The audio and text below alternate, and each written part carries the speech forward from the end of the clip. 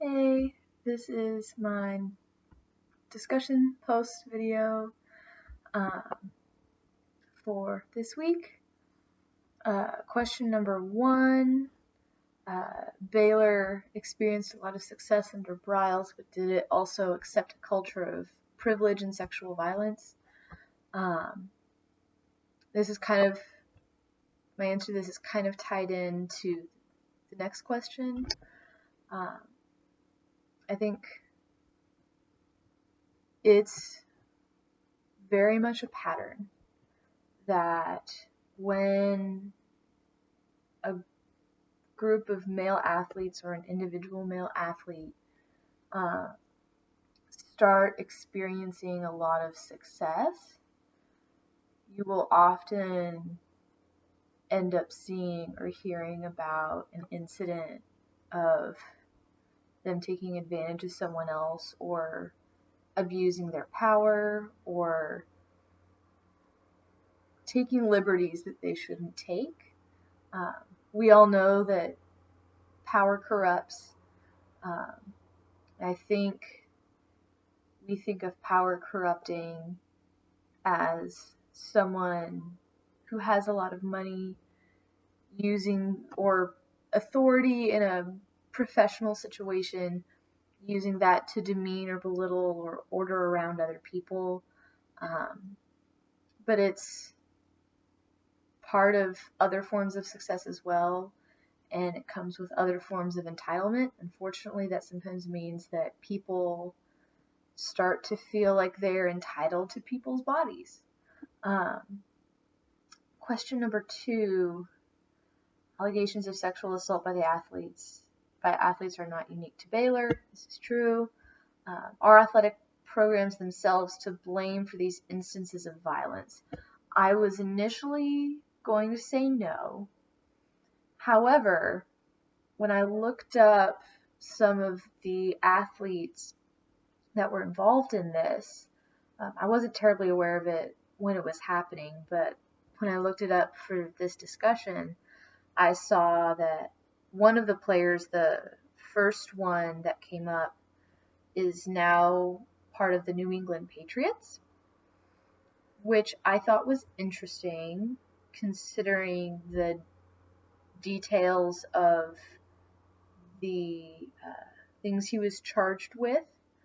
It bothers me that someone who, as part of an athletic organization, brought shame on their organization by doing something so horrible to another person, then gets a job being paid to continue playing that sport, representing a team. It seems a little bit ironic to me. I'm not sure if ironic's the right word, but it's interesting. And it made me think, a lot of these players in the professional sports world, especially in football, either came out of a university football program. I'm not sure if drafting into the NFL straight out of high school is a thing or not. I don't know that much about football, but I know that a lot of these players were on college football teams, university football teams, and then were drafted into the NFL. And a lot of these issues that we see in university athletic programs with behavior of the athletes or behavior of coaches, we see that exact same pattern in the world of professional athletics in the NFL. So logically, what's happening here is this problem is starting somewhere further back in their athletic career and then just being transplanted into the NFL. Unfortunately, because the people that make it into the NFL are the best players on their team, the best players in university football, the best players in high school football, it may be the case that those athletes in particular have a sense of privilege or entitlement or power because of the high social status that can come with athletic skill, especially in football, especially in Texas. And then that is just going right along with them into the NFL. And of course, this isn't true of all NFL players, but we have seen so many cases of athletes being charged with assault or charged with battery, or cheerleaders being assaulted that work for the team and are trying to encourage people to support the team, and it's this whole cyclical problem. Are the programs themselves to blame? Unless there's some kind of loophole in the structure of the program itself that's allowing these things to go unchecked or unreprimanded, then maybe not necessarily, but the people involved in those programs, the people that work with them, with these athletes day to day, that see them, that get to know them, that hear about things they're doing, if I would hope that if they caught wind that their athletes were making poor life choices of any kind, but especially if they were concerned that their athletes might be assaulting or abusing their peers, that they would take that under consideration. Did Baylor officials act appropriately by firing or rehiring the leaders of the institution of the athletic department? That I'm not certain. Obviously, if on the one hand, you wouldn't want to fire someone for something that somebody else did, because that's not fair. But at the same time, if this was a pattern that was happening in their players, to what extent might that have been overlooked or ignored or even backhandedly encouraged or promoted by the other people in that athletic department or that were coaching that team, that chose to not do anything about it, that chose to not check it, that chose to not care enough about their players as people to sit them down for a second and say, hey, this is not okay. Not only because, number one, as a member of this team, you are representing this team in this university, and if you make bad choices, that reflects badly on us, but also doing that to people is not okay, and it will be taken seriously. How might they have intervened earlier in the crisis? By doing that, by sitting down and saying, this is serious. You are representing a team. You're representing the university. And I'm sure I would hope that that's a conversation that happens in athletic departments to start with. I think it would be beneficial for athletic departments to, in universities, in the NFL, all of that, to take a much firmer stance on this. I think it would be worth considering having a zero tolerance policy. If you get charged with assault and you bring that degree of bad reputation on the team, should they be allowed to still be on the team? You of course wouldn't want to kick someone off for a false allegation, but also if someone is charged and they get away with as don't have to do time, gets kind of waved away by the courts. If you're letting that person back on the team after something like that came up and then was hushed down, or if you heard about it but nothing's been brought up yet, and you continue to let them be on the team, are you not condoning and endorsing that behavior? I think athletic programs make universities a lot of money. They make them a lot of money. And especially big teams from private schools,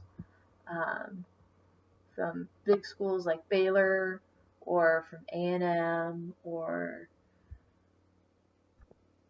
another university you could think of. They bring a lot of money to the university, so might they not only be, for example, in high school when they might give an athlete a C grade so that they can keep playing on the team and bringing in funding for the school, might universities be more inclined to wave these things away so they can keep using these players to make money? There was a quote from the former Title IX coordinator, Patty Crawford, who resigned after she said that Baylor didn't let her do her job properly. She said that the board was, quote, a group full of seniors that made sure they were protecting the brand instead of our students. That is a theme I've heard a lot of people say about a lot of sports teams and a lot of both professional and university when these allegations are made, is that a boardroom full of dudes and people that make money from the university don't want the university to lose money, so they will continue to let these people play and try to wave these things off and try to let them go because they want this team to keep making money. They want this team to continue to have fans. They want this team to continue to be as reputable as possible. So how many things might they be waving away that we don't even know about because they want to protect a brand instead of protecting people and holding their players accountable? And this, unfortunately, is a theme not only in sports, but in the entire business professional world at large, that people in power get to take advantage of people that don't have any. People that have get to take advantage of people that have not because they have not. It's been going on for a long time, and yet it is still going on. And addressing it at the final stage of the major corporate ladder or the NFL sports team isn't doing anything to fix it. So maybe we need to take it a step back to the university sports team or the high school sports team or the varsity, junior varsity sports team and see, okay, where are these things coming from? What concepts and institutions and structures are in place that are allowing and encouraging and endorsing and permitting these behaviors, and what can we do to change them? I think the first answer would be we need to make it known that there is no tolerance for this, and that if this comes up, you are done, end of discussion, and make it a much higher stakes thing so that there is no debating for them of if they can get away with it. They know, if I get caught, I am done. Make it a much higher stakes issue for the person that might consider doing something like that to somebody, and trace back and see if the problem can be stemmed off before it becomes a major issue.